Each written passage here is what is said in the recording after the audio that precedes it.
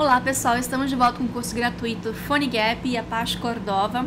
Essa é a aula de número 3 e hoje nós vamos falar sobre as diferenças entre o PhoneGap e o Cordova.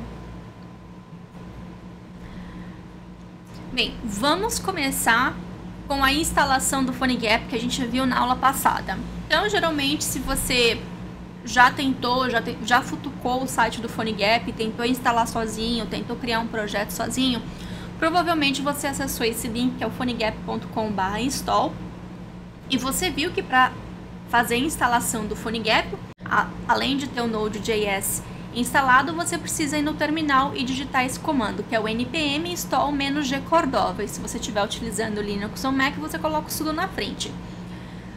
Tudo bem, até aí, beleza. E aí depois, o passo mais natural é você começar a futucar a documentação. Então você, por exemplo, você acessa a documentação, vai acessar a documentação do Command Line Interface. Note que tem o link aí, que é o docs.phonegap.com/inglês, versão 4.0, enfim. Tem aí. Só que na documentação do PhoneGap, olha o comando Cordova create hello e o resto do comando. Mas o mais importante para a gente aqui é esse comando Cordova. Afinal, se eu estou usando o PhoneGap, por que a documentação do PhoneGap ela tem o comando do Cordova e não o comando do PhoneGap? Afinal, qual que é o comando que eu tenho que utilizar? E aí eu vou contar uma pequena historinha para vocês, que não vai demorar mais do que 2 minutos, para vocês entenderem o porquê disso, e o porquê que a documentação do PhoneGap faz tanta referência para o Cordova. Alguns anos atrás, uma empresa chamada Nitobi, ela criou o PhoneGap no iOS, no iPhone DevCamp, em São Francisco. Então, na época, foi super legal, porque é um framework JavaScript que eu posso fazer acesso nativo, super bacana. E aí, uma empresa super grandona, que é a Adobe, resolveu comprar a Nitobi. E é claro que quando a Adobe comprou a Nitobi, o PhoneGap também passou a fazer parte da Adobe. Algum tempo depois, eles decidiram fazer a doação do código-fonte para a Fundação Apache. A Fundação Apache hoje, ela abriga vários projetos, inclusive se você trabalha com Java, provavelmente você já deve ter utilizado várias bibliotecas que são da Apache. Então a Apache ela é muito conhecida na comunidade de open source por abrigar,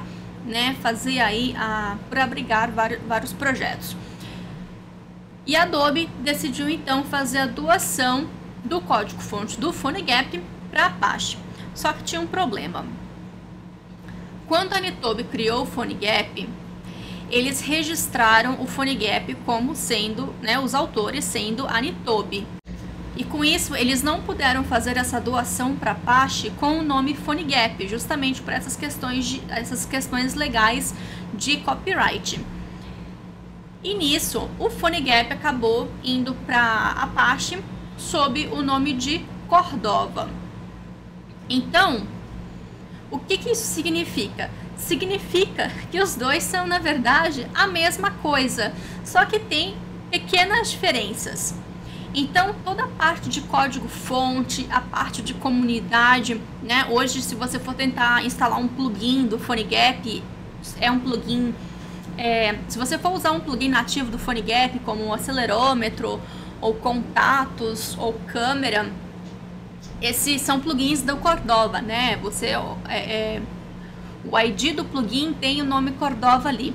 Então, toda a parte da API e a mágica do PhoneGap, que é fazer a conversa do código JavaScript com o código nativo da plataforma, isso tá com a Apache, e tá sob o nome de Cordova. Então, por exemplo, na verdade, o que a gente está utilizando é o Cordova.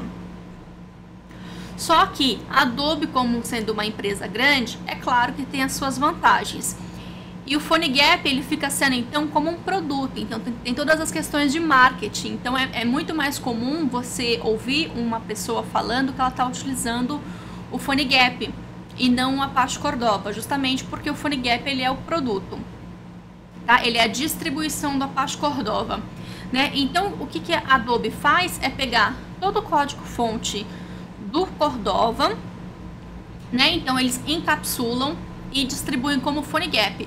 Só que tem alguns serviços extras. O primeiro serviço seria o PhoneGap Developer App, que a gente vai falar na próxima aula. O PhoneGap Build, que é a fada mágica para fazer builds automáticos para todas as plataformas.